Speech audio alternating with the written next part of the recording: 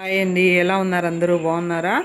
ఇదైతే చిర్రాకు పప్పు చేద్దాం అనుకుంటున్నానండి. కాకపోతే చిర్రాకును తరుక్కొని వాటర్లో అయితే పెట్టాను. అయితే ఇప్పుడు మందులు ఎక్కువ వేసి పండిస్తూ ఉన్నారు కాబట్టి వాటిని దాదాపుగా 90% అన్నా దూరం చేయాలి అంటే ఈ టెక్నిక్ అయితే పాటించండి.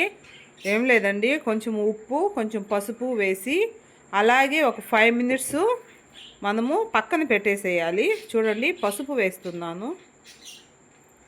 ఇలా చేస్తే కానీ దీనిలో ఉన్న మందులు దాదాపుగా కొంతవరకైనా కానీ తగ్గించేస్తాయండి. 100% కాకపోయినా కనీసం ఒక 90% ఆ యొక్క కెమికల్స్ అన్నింటినీ కూడా దూరం చేస్తుంది.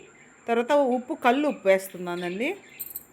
బాగా వేసేసి ఇలాగా అనేసామంటే ఒక 5 మినిట్స్ అబవ్ ఉంచినా మేలేనండి. ఇంతకు ముందు అయితే ఆకుకూర కట్ చేసి నీళ్ళల్లో వేయకూడదు అనేవాళ్ళు.